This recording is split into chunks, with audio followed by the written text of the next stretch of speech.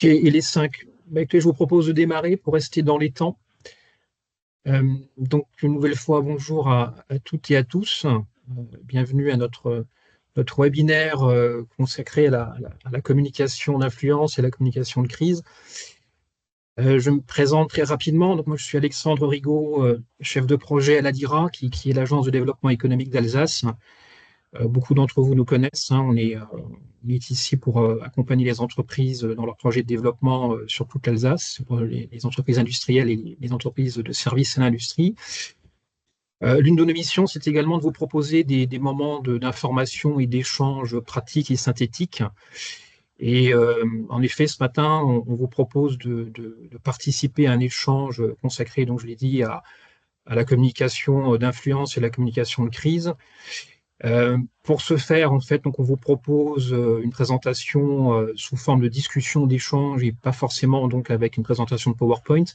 Présentation à laquelle participe donc Monsieur Eric Duperron, qui est notre expert sur le sujet, et Monsieur Mathieu Rouillard, qui est dirigeant d'entreprise, qui sera également intervenant pour apporter son expérience en tant que chef d'entreprise sur ces sujets de crise, pour apporter ses expériences qui sont malheureusement assez fréquents ces derniers temps. Alors, avant de vous laisser la main, messieurs, simplement vous rappeler d'une part que ce webinaire est enregistré. Donc, à l'issue de cette présentation, dans les jours qui suivent, on vous fera parvenir le lien pour revoir cette intervention. N'hésitez pas également à utiliser le chat pour poser vos questions. Donc, on les notera au fur et à mesure, éventuellement lever la main pour poser des questions également en live. Il est prévu qu'on arrête cette présentation à 10 heures. On laissera un peu de temps pour des interventions, questions-réponses, commentaires vers 10h moins 20 à peu près. Voilà, donc ça c'est un peu le fil conducteur de cette matinée. Je propose de démarrer assez rapidement. Eric et Mathieu, je vous laisse vous présenter en quelques mots avant de rentrer dans le vif du sujet, si ça vous convient. Donc, Eric, c'est à vous. Parfait, merci Alexandre. Bonjour à toutes et à tous. Je suis Eric Duperron, conseiller en communication stratégique. J'accompagne mes clients qui sont des entreprises, mais également des acteurs du secteur public sur 3 types d'enjeux et de questions: la communication de crise, la communication interne et les stratégies d'influence. Et j'ai, pour ma part, 25 ans d'expérience dans le public et dans le privé à différents types de postes en communication et auprès d'état-major. Mathieu, je vous laisse la parole. Merci. Bonjour à tous. Donc, je suis Mathieu Rouillard, je suis le PDG de la Scope Mortampé Alsace, Scope qui existe depuis 2019 via la reprise des salariés de l'entreprise par ses salariés. Et sinon, nous sommes le plus ancien charcutier traiteur d'Alsace puisque datons de 1876. Donc, je suis là pour apporter une vision entreprise, en tout cas de l'intérieur et dans le monde agroalimentaire. Ok, merci à tous deux. Je vous propose de rentrer assez directement dans le sujet. Donc, on parle assez régulièrement, et l'actualité nous le rappelle souvent, malheureusement, de crise et de sujets sensibles. Peut-être première question pour présenter un peu le fond du sujet à vous, Eric. Il y a probablement différents types de crises qui se présentent malheureusement aux entreprises, puisque c'est le sujet qui nous concerne ce matin, donc au niveau des entreprises. Donc, il y a des crises, effectivement. Alors, quel type de crise peuvent se présenter à une entreprise? Et puis une question sous-jacente peut-être aussi, avant même d'arriver à une crise, il y a probablement aussi assez souvent tout simplement des sujets sensibles, des points de difficulté, des points de vigilance qu'il faut avoir à l'esprit. Alors quels sont-ils? De quel ordre sont-ils? Et voilà, est-ce qu'un sujet sensible aboutit systématiquement à une crise? Bon, il y a il y a peut-être un petit peu cette réflexion à avoir de remise en contexte. Alors, est-ce que vous pourriez peut-être simplement nous rappeler ou nous redéfinir un peu ces deux grands sujets pour qu'on se mette un peu dans le bain, si vous le permettez? Volontiers. Alors oui, effectivement, pour répondre à vos deux questions, il existe des situations, des sujets sensibles qui ne déboucheront pas forcément sur une crise, mais qui en tout cas nécessitent d'être extrêmement vigilants pour les entreprises parce que ça peut déborder sur une crise. Les sujets sensibles, globalement, on a deux types de sujets. C'est les sujets environnementaux. C'est tout ce qui tourne autour de l'acceptabilité. Donc, ça va être le GCO. Est-ce qu'on accepte de construire un grand équipement? Ça va être Notre-Dame-des-Landes, ça va être le projet autoroutier aux alentours de Toulouse. Ce sont également des sujets qui ont une dimension sociale ou sociétale. C'est l'installation d'une salle de foot dans un quartier, c'est l'arrivée de logements sociaux. Tout le monde est d'accord sur le principe, mais à condition que ce ne soit pas trop proche de chez soi. Donc, ce n'est pas des sujets qui, en soi, vont générer forcément une crise, mais qui sont susceptibles de déraper dans la crise. En ce qui concerne les crises à proprement parler, vous avez tout à fait raison, Alexandre, il y a de plus en plus de crises aujourd'hui, et tout acteur économique est confronté à une multitude de potentialités, si je puis dire. Ça va être une crise sociale, un débrayage, un mouvement social, c'est une crise financière, une crise économique, une rupture d'approvisionnement, c'est une crise sanitaire, une crise liée à la fiabilité des produits. Peut-être que Mathieu pourra nous dire la manière dont il fait en sorte d'anticiper ces risques. C'est également une crise réglementaire, c'est une crise réputationnelle, évidemment, le bad buzz. Je crois qu'on aura l'occasion de parler des réseaux sociaux et de la manière dont, justement, on a des accélérateurs de crise et des zooms qui sont portés sur ce type de situation. Les cyberattaques, voilà. En gros, moi, j'ai tendance à dire qu'il y a deux types d'entreprises. Il y a les entreprises qui ont connu une crise et les entreprises qui en Oui, connaissent. Xavier. Oui, toi. C'est mieux.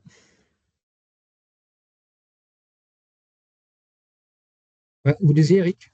Oui, je disais, pardon, pour conclure brièvement sur ce point, je disais, à mon sens, il y a deux types d'entreprises face justement à la potentialité de crise. Il y a les entreprises qui ont connu une crise et les entreprises qui en connaîtront une.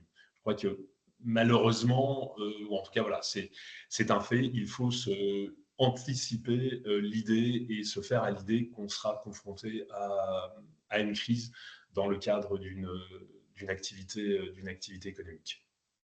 Donc, il faut s'y préparer, il faut l'anticiper. Il n'y a pas de pensée magique, il y a des process à mettre en place et des réflexes pour finalement savoir y faire face et savoir en tirer des opportunités. Juste un dernier point que je partage avec vous. Crise en mandarin, c'est un double idéogramme qui signifie à la fois danger, mais aussi opportunité.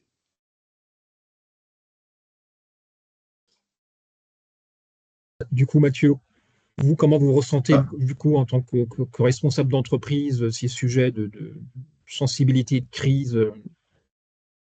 À la question, y a-t-il davantage de crises?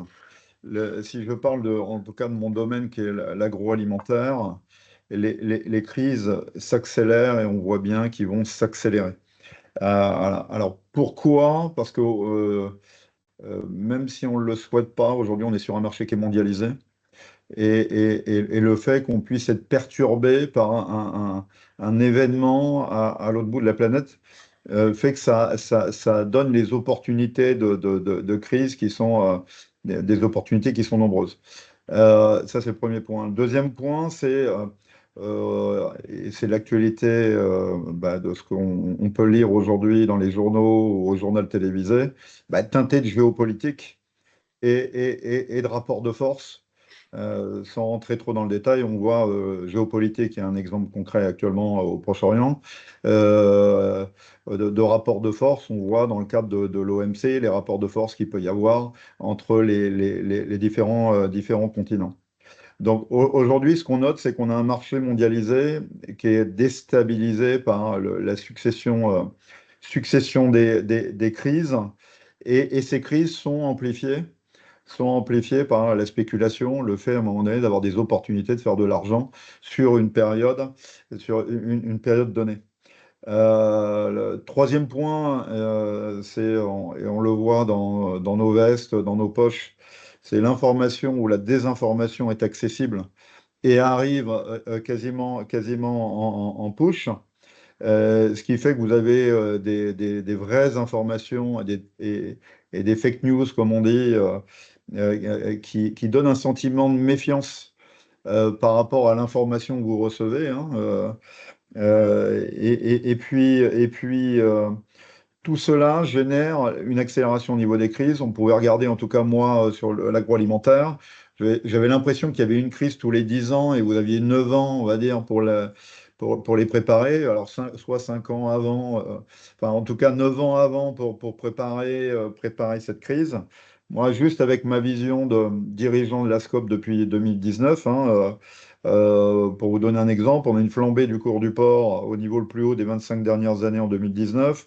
On a eu le Covid en 2020, Covid en 2021 avec un dérèglement mondial en lien avec le transport qui s'est enchaîné avec derrière la guerre en Ukraine, avec un impact, comme on peut le voir actuellement, sur l'énergie, le pétrole, les matières premières, les matières industrielles.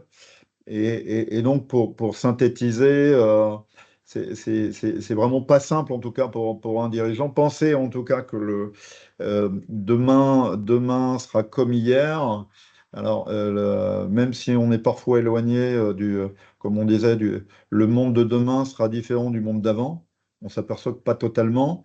Euh, on sent très bien qu'il faut se préparer et que les crises vont déstabiliser les entreprises, déstabiliser les instances et elles seront plus nombreuses et plus fréquentes.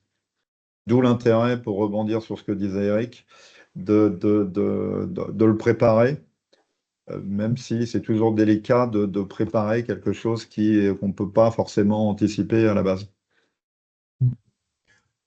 Oui, et puis c'est justement l'un des enjeux de cette présentation ce matin. Dans un deuxième temps, on va y arriver, c'est de voir comment on se prémunit ou comment on anticipe ces situations qu'on n'a pas forcément anticipées jusqu'à présent. Vous disiez à l'instant, Mathieu, que pour vous, en tout cas, les crises se rapprochent ou sont de plus en plus fréquentes. Du coup, notre question pour vous, Eric, est-ce qu'aujourd'hui, il y a des entreprises, alors, je ne pense pas, mais qui sont peut-être à l'abri de crises ou de sujets sensibles? Est-ce qu'il y a éventuellement des entreprises qui sont plus ou moins exposées à des situations de difficulté? Est-ce que c'est possible ou est-ce que tout le monde finira par y passer? Tout à l'heure, vous disiez que les entreprises qui ont connu des crises, d'autres qui n'en ont pas connu. Est-ce qu'aujourd'hui, tout le monde est concerné de la même manière ou comment vous voyez les choses? Alors, je pense que je ne suis pas du tout devin. Je pense qu'effectivement, globalement, toute entreprise sera confrontée à une crise. Après, la question, c'est savoir quelle est l'ampleur de cette crise et quelle est la caisse de résonance à laquelle elle se trouvera confrontée en termes de médiatisation, en termes d'impact. Il y a des entreprises qui sont plus vulnérables ou qui sont plus exposées. Alors, je parle plus peut-être sous l'angle de la communication, qui sont des entreprises qui ont déjà connu des crises ou des tensions et où en fait il y a l'accumulation et la répétition d'événements qui les fait rentrer dans une spirale négative. Je prends un exemple d'actualité, Boeing. Boeing, aujourd'hui, le moindre incident concernant Boeing, c'est plus une question de gravité. Il y a tellement d'antécédents, il y a un tel passif chez Boeing que ça ne fait que charger la barque, si je puis dire, concernant la réputation et l'image de fiabilité de Boeing. Il y a également des secteurs qui sont peut-être pas plus vulnérables, mais qui sont plus exposés, qui sont des secteurs qui nous concernent, nous, personnes privées ou consommateurs en premier lieu. Mathieu est malheureusement, le secteur de l'agroalimentaire, forcément, on est tous obligés de s'alimenter.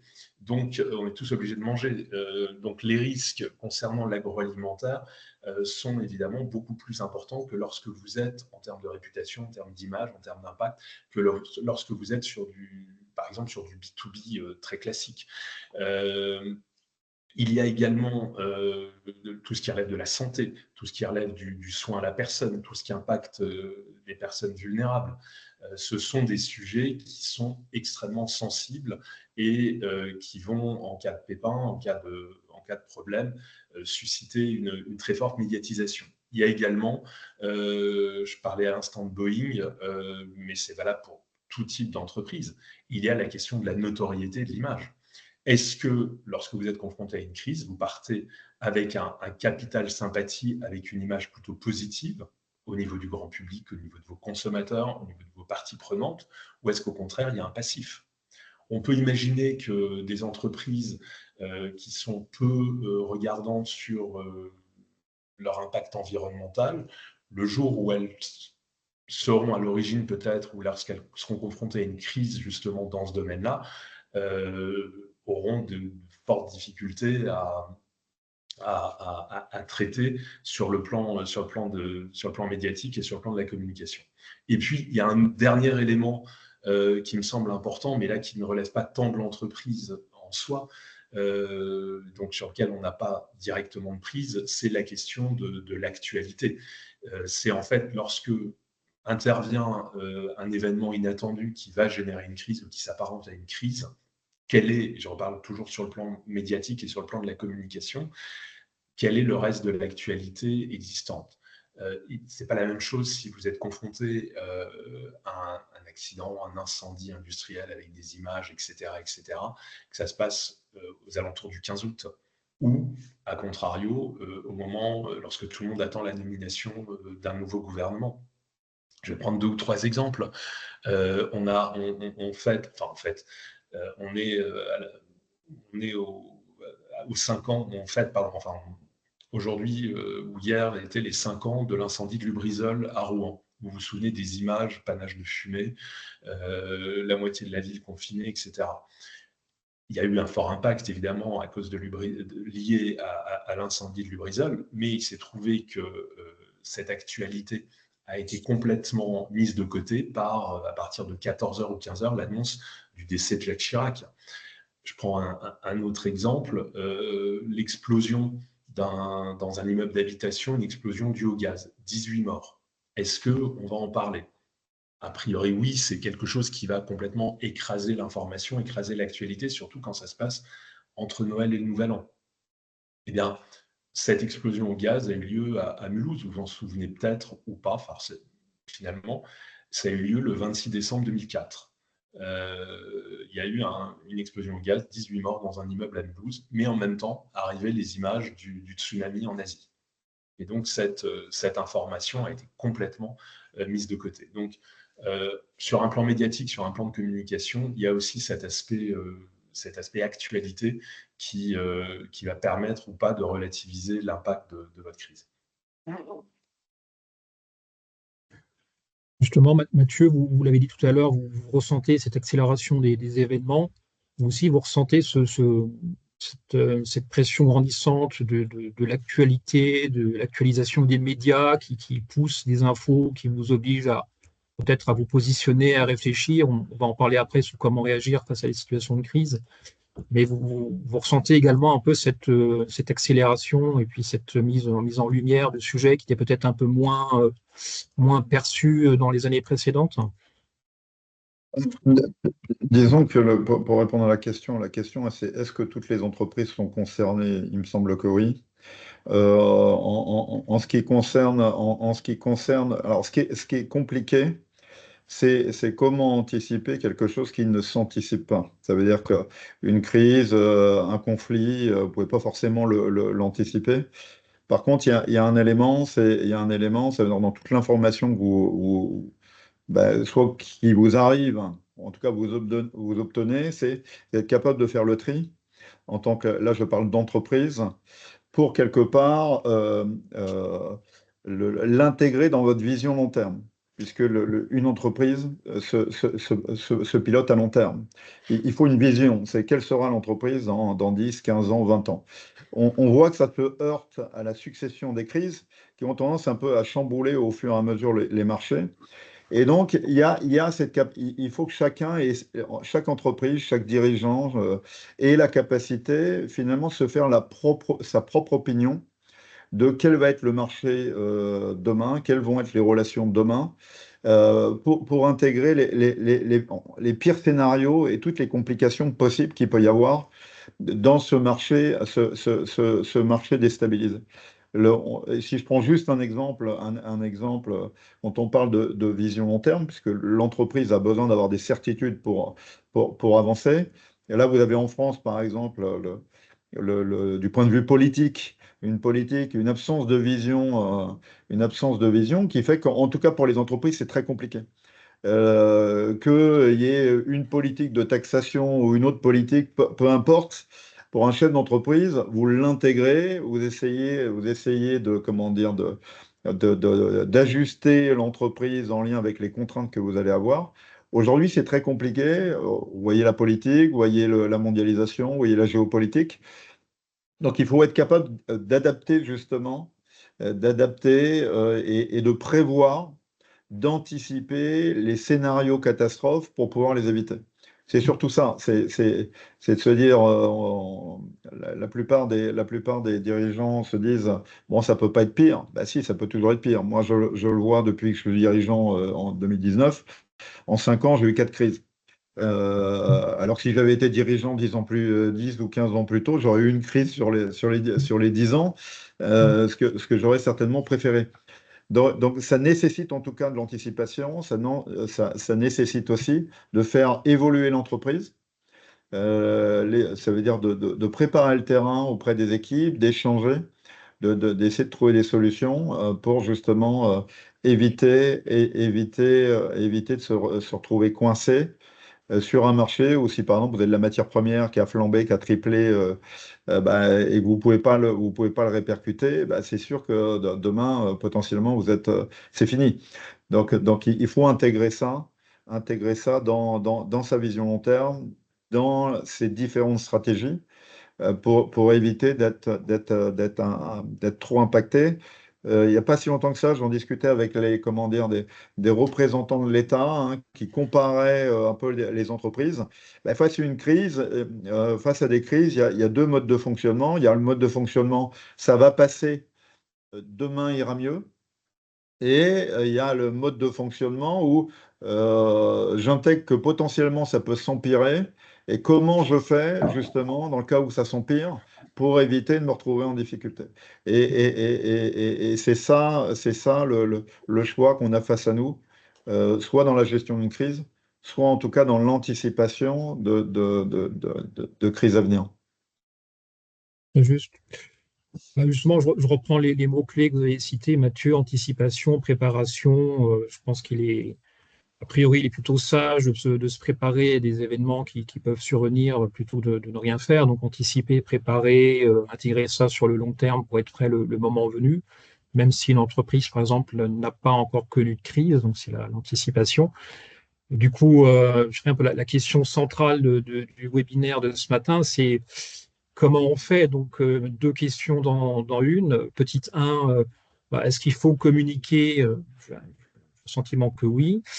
Et petit 2, donc la question dans la question, c'est comment on fait? Donc, comment on se prépare justement à aborder des sujets sensibles et éventuellement des situations de crise pour que le moment venu, lorsque la crise est là devant votre porte, bah, vous soyez bien équipé, bien doté avec les bons réflexes et les bons outils. Donc, c'est surtout ça qui est intéressant pour préparer l'avenir et qui intéresse aussi nos auditeurs, j'allais dire. Eric, je vous laisse réagir sur la partie de théorique, entre guillemets, et puis on verra avec Mathieu comment vous-même vous vous êtes préparé pour affronter ces sujets-là et comment vous les gérez au quotidien. Alors, sur votre première question, Alexandre, donc faut-il communiquer?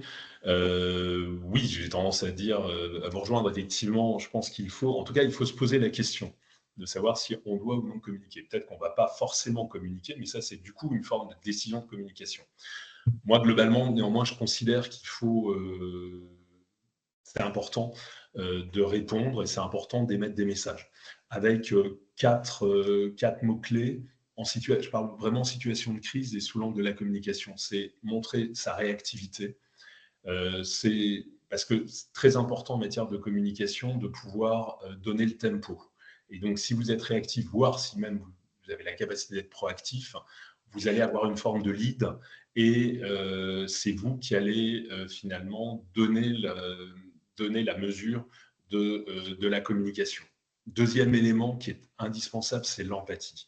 Une crise, ça affecte des personnes. Il n'y a pas forcément des blessés physiques, mais il y a des gens qui ressentent des émotions. Ça va être de la peur, du désarroi, de l'angoisse, etc. Il est indispensable de prendre en considération cette émotion, ces sentiments, avant même ou en parallèle d'un discours rationnel qui va être émis pour expliquer les mesures prises pour faire face à la crise. Troisième point, c'est la transparence. Alors la transparence, ça ne veut pas dire qu'il faut à tout prix être une maison de verre. Il y a des secrets industriels, il y a des éléments concurrentiels qu'on n'a pas envie de communiquer, qui ne regardent à la limite que l'entreprise. Mais c'est en tout cas donner l'apparence de la transparence. On vous sollicite, on vous demande des informations, on vous demande des éléments, répondez-y. Alors, à vos conditions, mais je pense que il est contre-productif de se braquer et de refuser et d'opposer une fin de non-recevoir lorsque on est en situation de crise. Et puis, quatrième élément, c'est l'action. Mais déjà, le simple fait de communiquer est une forme d'action et de montrer qu'on ne subit pas les choses et qu'on est déjà, ce que disait Mathieu, c'est on est un peu dans le coup d'après. Maintenant, sur l'autre point que vous évoquiez, qui est la question de la préparation, de l'anticipation, alors, il y a deux choses. Il y a d'une part se préparer à la communication de crise, c'est imaginer quels sont les scénarios les plus vraisemblables, même si, comme le disait Mathieu, il faut s'attendre à l'inattendu. Néanmoins, selon votre secteur d'activité, selon votre historique, vous savez qu'il y a des événements qui sont plus susceptibles que d'autres de vous arriver. Donc, vous allez travailler sur ces scénarios les plus vraisemblables ou les plus possibles. Et puis, moi, je sais que dans l'industrie automobile, j'ai bossé chez PSA, Peugeot, Citroën, on anticipait notamment des ruptures d'approvisionnement, on anticipait du chômage technique, un certain nombre d'éléments qui étaient les crises les plus fréquentes qui allaient nous impacter, nous concerner, pour avoir des dispositifs, des process où globalement, on ne dit pas qu'il suffisait d'appuyer sur un bouton, mais en tout cas, on n'était pas obligé de repartir d'une feuille blanche. Donc ça, c'est sur la crise en tant que telle. Et puis, je crois que ce qui est très important aussi, c'est dans l'anticipation et dans la préparation, c'est de travailler sur l'écosystème, c'est de travailler sur l'environnement, c'est d'avoir une vision à 360 degrés. C'est en fait de dézoomer. Il y a la situation de crise à l'instant T, mais il y a une question importante, c'est qui vais-je mobiliser? À mon sens, c'est l'interne, mes équipes, mes collaborateurs, les médias qui vont être concernés, parce que les médias sont des relais. Les médias, finalement, vont à la fois peut-être générer la crise, mais vont être également des éléments pour transmettre des messages. Et puis, le reste de mes parties prenantes, mes partenaires habituels, les pouvoirs publics, la DIRA, mes fournisseurs, etc. Donc, c'est l'ensemble de ces partenaires au sens large. Il faut travailler en amont. On n'attend pas qu'il y ait un pépin pour s'en préoccuper. Et c'est un travail de longue haleine, c'est construire une relation. Je ne sais pas si on aura le temps de parler des relations presse notamment, mais les relations presse, on ne s'intéresse pas, on ne découvre pas qu'il y a des journalistes le jour où il y a une crise. Il faut investir dans les relations presse. De la même façon, lorsqu'il y a, c'est une évidence encore plus grande, vous n'attendez pas qu'il y ait un incident ou un accident dans votre entreprise pour mobiliser vos collaborateurs. C'est parce que vous avez une communication interne positive, proactive, managériale, de confiance, de responsabilisation, qui fait que le jour où il y a un problème, vous pourrez compter et vous pourrez vous appuyer sur le collectif. Voilà, donc c'est s'inscrire en fait sur du moyen et du long terme, et c'est investir. Je tiens à le dire, c'est pas forcément, enfin certains vont dire c'est une dépense, c'est un coût. Moi, je le considère véritablement, oui, c'est un coût, c'est une dépense, mais c'est un véritable investissement. Il y a un retour sur investissement qui est extrêmement intéressant pour l'entreprise. Et surtout, il faut se poser la question, c'est à contrario, si je ne fais rien, combien ça va me coûter en termes d'image, en termes de réputation, en termes d'efficacité, etc. Ok. Du coup, Mathieu, comment justement vous avez intégré, vous vous êtes préparé? Alors, vous êtes très actif en communication, notamment sur LinkedIn, sur les posts assez réguliers, sur la vie de votre entreprise, l'évolution des produits et autres. Alors, on sent que vous êtes très dynamique sur ce point-là. Comment vous avez préparé justement ces sujets-là? Vous avez des petites cases qui sont toutes prêtes à être ouvertes pour sortir le bon outil au moment venu? Ou on imagine que vous êtes déjà en lien Eric le soulignait à l'instant, par exemple, avec les médias et l'écosystème public pour rester en contact avec ces différents partenaires. Comment vous vous êtes organisé et vous vous organisez régulièrement pour répondre à tous ces enjeux? Alors, notre mode de fonctionnement, alors, il y a plusieurs choses. Il y a communication en externe, communication en interne. Après, ça dépend si on le lie à une crise plutôt négative ou à quelque chose de positif en termes d'initiative, de réussite. C'est toujours beaucoup plus simple de communiquer sur quelque chose de positif, peut-être plus naturel, de valoriser l'initiative, valoriser l'entreprise que la gestion d'une crise. Sur l'interne, pendant le pilotage dans le pilotage d'une crise, déjà on l'anticipe et on le prépare. Donc, c'est-à-dire que chez nous, on a un comité de crise avec des personnes qui ont un rôle dédié et entre autres un rôle spécifique en termes de communication. C'est une personne qui communique et pas les autres. Ça veut dire que s'il y a des appels entrants, imaginons qu'il se passe quelque chose de grave, vous allez avoir des appels qui vont arriver dans l'entreprise. Bah, si tout le monde commence à donner son point de vue, ça commence à être compliqué. Donc déjà, c'est l'organisation, comment on gère la crise. Et ce qui est important et le message à envoyer, c'est on ne gère pas une crise tout seul. Ça veut dire qu'il faut élargir l'équipe et jouer comment dire, la transparence. Donc ça veut dire, on définit un comité de crise, deux, un mode opératoire. Voilà, un mode opératoire qui fait quoi? Le discours contient.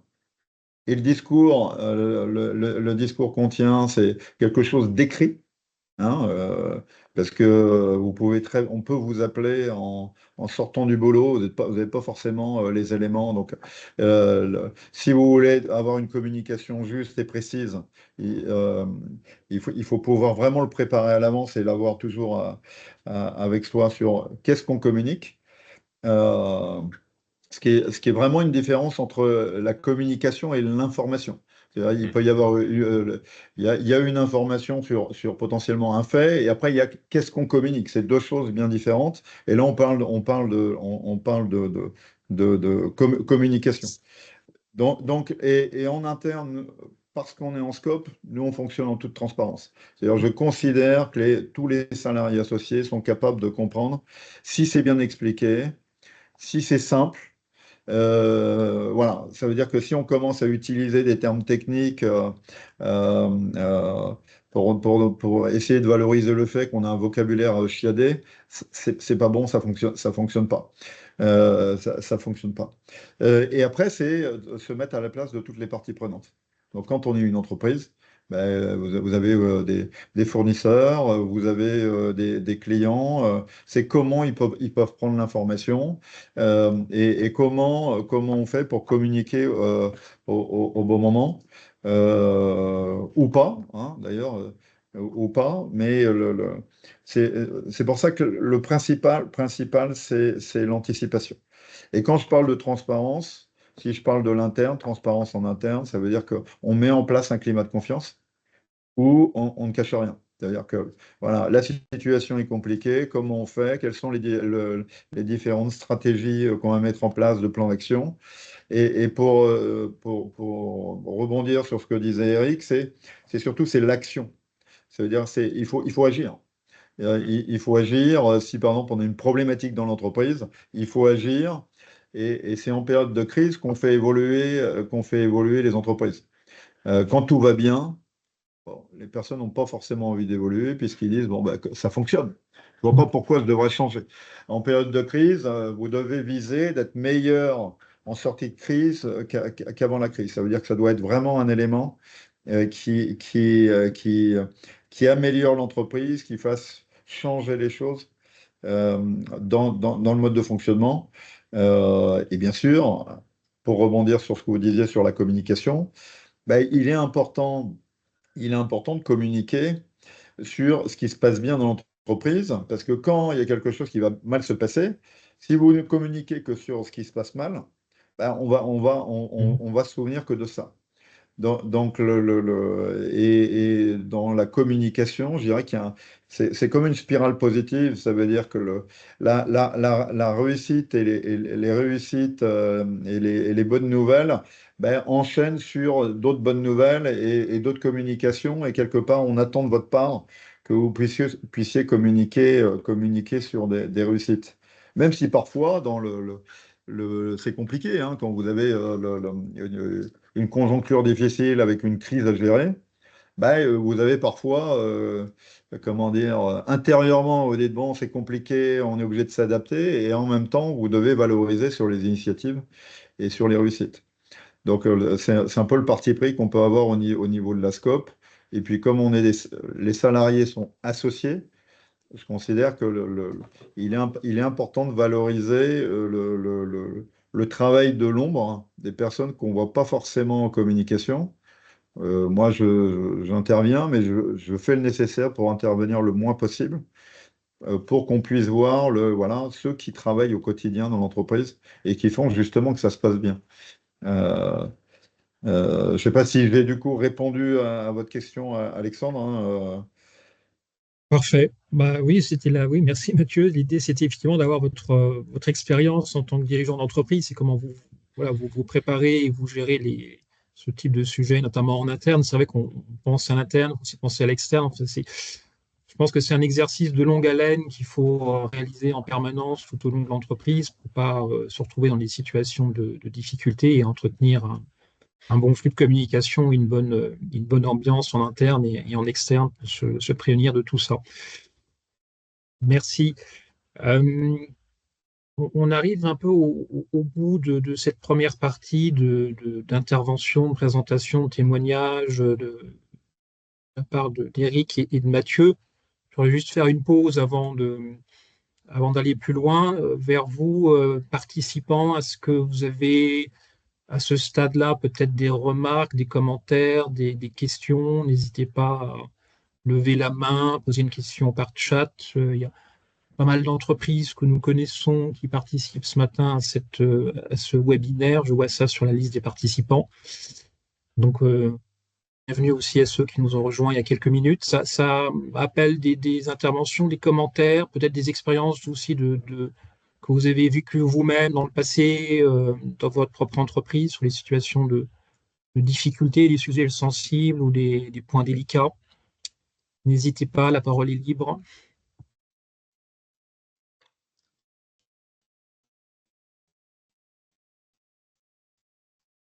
Non, semble pas pour l'instant.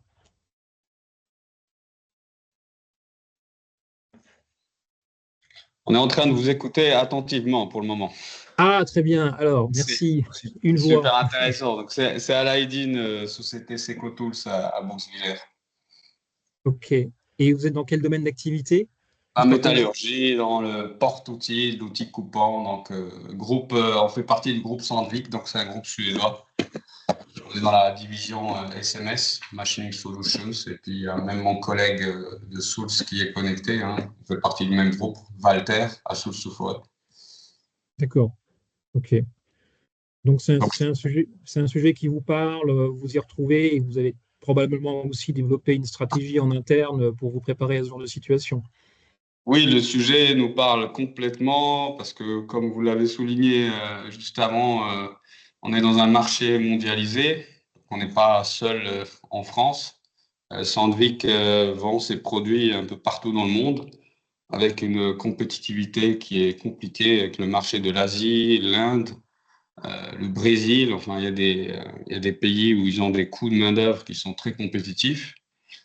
Nous, à notre niveau, on a des objectifs très, très challengeants dans le sens où on doit satisfaire nos salariés, en même temps réduire nos coûts d'une année à une autre. On est confronté aussi aux problématiques avec nos sous-traitants, les fabricants de machines qui nous disent qu'ils ont beaucoup de départs qui ne sont pas remplacés. On a des personnes qui habituellement intervenaient sur des machines qui valent 1 million, 1,5 million, donc pour les réparer, pour les calibrer. Et tout ça avec des stratégies d'une année à une autre qui sont compliquées parce que, comme vous l'aviez souligné avant, on définit une stratégie, on veut y arriver, mais la stratégie, elle est confrontée à l'économie mondiale, à des crises mondiales. Il faut ajuster d'une année à une autre, il faut garder des messages positifs, à l'ensemble des salariés. L'inflation qui a impacté l'ensemble du pays depuis la guerre en Ukraine. Donc tout ça fait que, en tant que dirigeant, on essaie de trouver des solutions pour maintenir une motivation. Vous avez souligné l'empathie qui est super importante, mais des fois on a, excusez-moi du terme, on est un peu entre les deux chaises, pour ne pas dire on a le cul entre les deux chaises, parce que on veut rester empathique, mais on a une forte pression pour améliorer la productivité, pour maintenir nos budgets. Donc voilà, donc le sujet nous parle directement. On essaye au quotidien avec les équipes RH, avec le réseau Résilient, de trouver des solutions à cette équation qui n'est pas simple. Et donc c'est pour ça que pour le moment, en tout cas moi, je suis en écoute très, très attentive à tous vos commentaires et vos conseils. Bon, mais merci de votre témoignage. Je vous en prie. Ça rajoute effectivement un élément complémentaire de contrainte, autant dans le cas de Mathieu et de la SCOP Montréal-Tampé. Mathieu, vous êtes avec les salariés associés, vous êtes dirigeant et vous gérez, vous êtes indépendant. C'est vrai, quand on fait partie d'un grand groupe où on a peut-être un peu moins de latitude pour intervenir de manière générale et en particulier sur le sujet de la communication, où il faut peut-être faire remonter des décisions de communication à l'extérieur vers un siège qui n'est pas forcément situé ici en région. Ça rajoute peut-être une couche de complexité pour gérer sa propre com lorsqu'on est dépendant lorsqu'on est intégré dans un groupe avec un fonctionnement un petit peu plus lourd et plus compliqué. C'est ce que vous sembliez dire à l'instant, Monsieur Zari. Juste le mot de la fin, du coup, Eric et Mathieu aussi, du coup aussi, cette contrainte d'appartenir cette contrainte, ce fait d'appartenir à un groupe qui peut éventuellement être un peu pesant. Alors soit c'est un poids, soit éventuellement c'est quelque chose qui permet d'accélérer ou de soutenir la communication dans ce type de situation. Comment vous voyez un peu les choses? Il y a des cas au moment où des situations où les groupes pèsent un peu plus sur le souhait d'une entreprise locale sur la communication pour ne pas faire trop de vagues, par exemple, c'est les cas qui se présentent. Alors, je pense qu'il y a autant de réponses que de cas. Moi, j'ai vécu je travaillais pour PSA à l'époque, Stellantis aujourd'hui. C'était exactement ce que vous évoquez, c'est-à-dire un groupe très hiérarchisé où j'avais quand même un poids du corporate qui était assez important. Après, moi, j'ai travaillé sur 2 sites de production Rennes à l'époque qui comptaient 8000 personnes, Mulhouse qui en comptait 10 à 12 000 avec les intérimaires. Donc, on avait quand même une certaine autonomie en termes de communication, notamment de communication interne et de communication avec nos parties prenantes locales. Finalement, il y avait une forme de subsidiarité qui faisait qu'on ne remontait au central que les points qui vraiment coinçaient. Mais là où je rejoins M. Zahari, parce que j'ai quelques clients qui sont effectivement davantage peut-être dans son cas de figure, c'est-à-dire ce sont des groupes aussi très internationaux, mais les entités locales sont peut-être, il y a moins de collaborateurs que ne l'est un site de production automobile. Et donc, effectivement, il n'y a pas une compréhension par le central, par la direction générale, des enjeux et des contraintes qu'il peut y avoir en local. Et je parlais des relations avec la presse. Mathieu évoquait aussi les relations avec les autorités, les pouvoirs publics, les partenaires, y compris les partenaires sociaux. Vu depuis la Suède ou vu depuis le Canada ou les États-Unis, ça peut sembler très exotique et anecdotique. Et pour autant, c'est complètement indispensable. Donc, je crois qu'il faut, dans la mesure du possible, quand même intégrer ces éléments et surtout faire remonter au central ou à la direction générale que ce sont de véritables contraintes et que ça peut devenir un frein, voire un handicap si on ne les prend pas correctement en compte dans sa stratégie et dans son fonctionnement en local. Je ne sais pas si j'ai répondu à votre question du coup, Alexandre. Ouais, parfait. En, Merci. en fait, si je peux ajouter un commentaire, je vais mettre la caméra le coup, comme ça, on Ah, voit. Donc, en fait, la difficulté qu'on a, c'est que, comme vous l'avez souligné avant, on est dans un groupe international qui est dans la bourse avec des investisseurs, où les investisseurs connaissent le système certainement beaucoup mieux que moi, donc ils veulent leurs dividendes d'une année à une autre. Et nous, la France, des fois, on est mal vu dans le sens où voilà, il y a le paysage syndical, les gilets jaunes, les 35 heures. Et quand on regarde les compétences qu'on a en France, notre R&D de manière générale, la productivité, c'est pas vraiment l'image que ça donne. Les problèmes qu'il y a au niveau du gouvernement en ce moment. Donc, et tout ça fait que on a beau à expliquer des fois au siège les problématiques qu'on vit, les négociations avec nos partenaires sociaux, c'est difficile pour eux. Ils disent, bah, on comprend pas. En Inde, on a plusieurs sites de production. Ils travaillent samedi, ils travaillent dimanche. Ils chipotent pas. Ils disent rien. Donc, enfin voilà, des fois, on a vraiment du mal à expliquer certaines choses. On a des sites aussi en France où des fois, bah, il y a des potentiels débrayages. J'ai travaillé aussi longtemps dans l'automobile, hein, chez Forestia, qui sont aujourd'hui Fordia. J'ai vécu des débrayages en 2008-2009. Donc, aujourd'hui, dans cette société, je trouve que le paysage syndical, il est beaucoup plus simple par rapport à ce que j'ai connu dans l'automobile. Mais nos dirigeants et les actionnaires, ils ont du mal à le comprendre. Et des fois, bah, eux, ce qu'ils font, bah, ils prennent le coût de production dans l'ensemble des pays et puis ils disent, bah, on va fermer ce site en Europe, on va transférer la production au Brésil, par exemple, ou en Inde. Et nos salariés, ils ont cette image parce que maintenant, ça fait à peu près 12 ans que je travaille dans ce groupe. Et tous les ans, tous les 2 ans, il y a un plan de restructuration avec des consolidations de sites, notamment aussi en France, il y en a eu, en Allemagne. Et ils ont un peu cette épée Damoclès sur leur tête où ils nous disent à chaque fois, quand on fait des communications trimestrielles, bah, c'est quand notre tour. On a beau à mettre en avant les réussites, euh, les satisfactions de nos clients, les témoignages aussi de nos dirigeants qui viennent sur site et qui voient qu'il y a de la progression, il y a de la robotique, il y a des cobots, enfin on automatise, on met des choses en place. Les salariés, dans leur tête, alors c'est dans leur imaginaire, ils disent oui, mais est-ce qu'on va exister dans quelques temps? Est-ce que ça va fermer? C'est des questions, cette peur, elle revient de manière perpétuelle et honnêtement, j'ai beau être empathique, à trouver de l'imagination, à expliquer ce qui se passe dans le monde, le contexte, etc., on a vraiment du mal à sortir cette peur de leur imaginaire, hein, parce que la majorité de nos problèmes aujourd'hui, c'est plutôt de se concentrer sur le présent. Les gens, ils pensent soit au passé, soit au futur, et ils se font des films. Et nous, on est au milieu de tout ça, entre nos dirigeants et nos salariés, à essayer de trouver des ouais. solutions. C'est Monsieur pour ça que Pavisi, écoutez, Pardon, Mathieu, Alexandre. allez-y, oui. Allez-y, Non, monsieur. non, mais le sujet du webinaire, c'est crise et communication. Là, quand on parle de crise, c'est comment l'anticiper via une vision d'entreprise, une stratégie. L'exemple que vous prenez, malheureusement, si on regarde sur les 25 dernières années ce qui s'est passé en France, bah, je dis bien malheureusement, hein. C'est bien pour ça que je suis dans une scope libre de ses décisions, et que je ne suis plus dans un groupe. C'est que malheureusement, on est dans la mondialisation.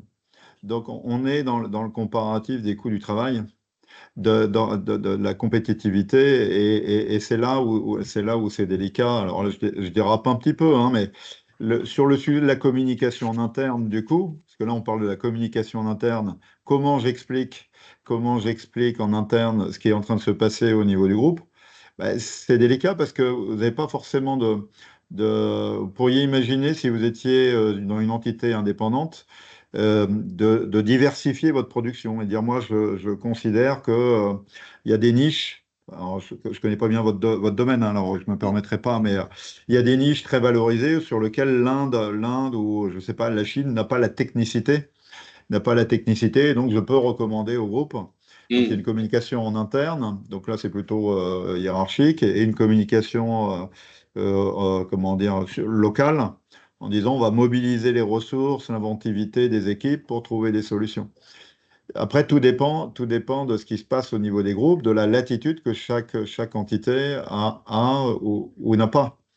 Le- tout ce que je peux dire, en tout cas, dans le sujet de la communication et de l'anticipation des crises en réajustant la vision, c'est qu'il faut que vous puissiez être autonome. Si vous êtes autonome, bah à la rigueur, vous pouvez vous planter, mais vous vous plantez, ça veut dire qu'on a tendance dans l'information, je parle bien de l'information, à vous prémâcher. Ça veut dire à faire que finalement, on a du mal, notre cerveau fonctionne pas bien, donc on nous prémâche l'information pour nous expliquer le modèle de demain, nous expliquer ce qu'on doit manger, comment on va vivre, etc. On s'aperçoit bien que c'est pas la réalité. Donc, il faut être capable de prendre du recul et dire ça, potentiellement, ça va se passer, ça va pas se passer.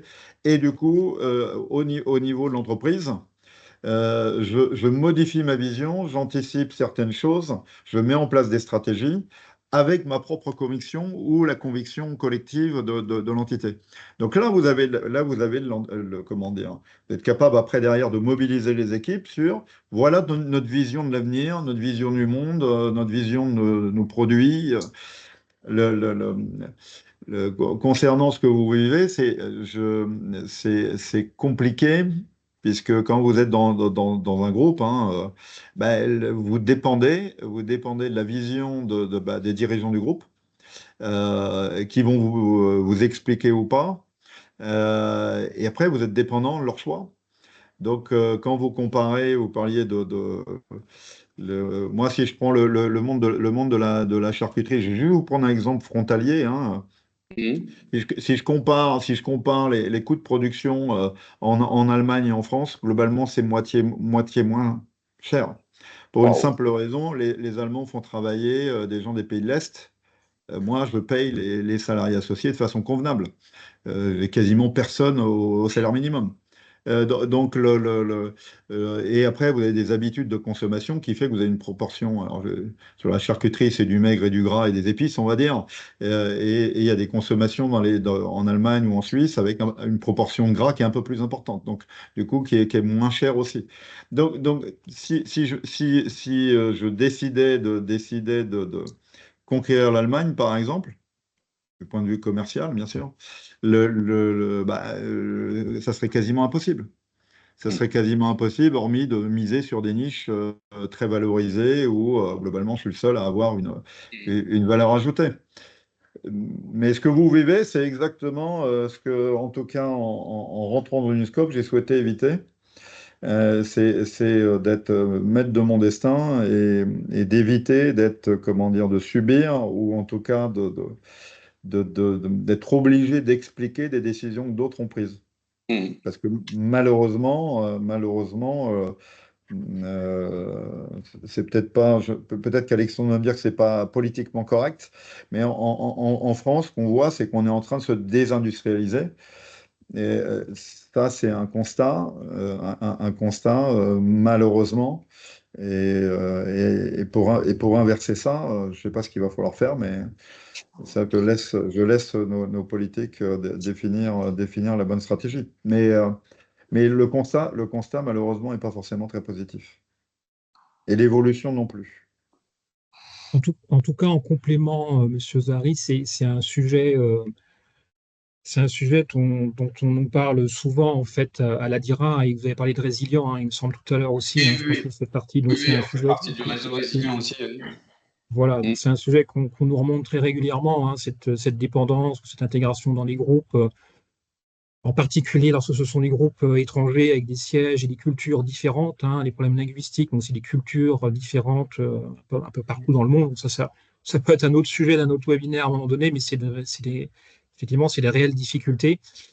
Et voilà, bon, en tout cas, pour conclure sur ce point-là, mais on peut en débattre plus longuement, Monsieur Zari, n'hésitez pas à partager avec vos collègues de Résilient ou à revenir vers nous au Mm. niveau de la DIRA. Il y a peut-être d'autres entreprises internationales en Alsace, en sud de l'Alsace, ou quelques représentants d'entreprises autour du micro, voilà, si vous souhaitez élargir un peu les échanges, y compris avec Eric ou même Mathieu, n'hésitez pas effectivement à revenir vers nous. Merci beaucoup. Le temps passe, hein, je suis obligé de veiller à l'horloge, donc on arrive sur 10 heures. À moins qu'il y ait d'autres questions, interventions, commentaires de la part du public, entre guillemets. Sinon, je vais clore la session. Non, ce n'est pas le cas. Bon, en tout cas, merci beaucoup pour votre participation à toutes et à tous. Merci à nos intervenants, donc Eric et Mathieu. C'est très intéressant de vous entendre Merci. sur le côté voilà, un petit peu théorique, entre guillemets, et la pratique de Mathieu. Merci aux collègues de la DIRA d'avoir préparé ce webinaire. Vous recevrez donc très prochainement un mail avec le lien pour revoir cette intervention. Et puis, s'il y a quoi que ce soit, des questions, des commentaires, ou si vous souhaitiez éventuellement reprendre contact avec Mathieu ou Eric, n'hésitez pas à nous envoyer un petit message. Voilà, je crois que j'ai rien oublié, sinon ma collègue Amandine me reprendra en live. Voilà, je crois que c'est OK. Tout va bien. Merci, cool. Bon, ben merci à toutes et à tous. Bonne matinée, bonne journée. Merci à vous. Bonne journée. Merci pour les Et à conseils. bientôt. Bonne journée. Bonne journée, merci. Au revoir. Au revoir. Merci, au revoir.